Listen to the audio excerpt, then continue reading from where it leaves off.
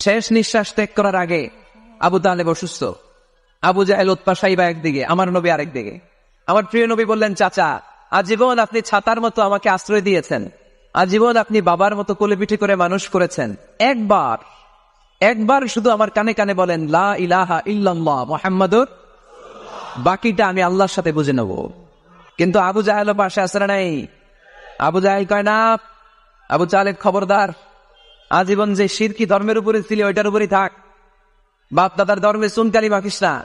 একবার আবু তালেব প্রিয় নবীর নুরানি চেহারার দিকে তাকায়, মনে মনে ভাবে এখনই পড়ে ফেলি কালিমা, মুহাম্মদের আদর্শই আমার আদর্শ বানায় ফেলি। আবার যখন আবু জাহেল উতবা সাইবার দিকে তাকায়, মনে মনে ভাবে না, আগের ধর্ম ছাড়তে চাই না। এই দোটানা অবস্থা থেকে শেষ নিঃশ্বাস ত্যাগ করার আগে আবু তালেব এটা বলে মারা গিয়েছে, আলা মিল্লাতি আব্দুল মুত্তালিব, আমি আব্দুল মুত্তালিবের শিরকি ধর্মের উপর থেকে শেষ নিঃশ্বাস ত্যাগ করলাম।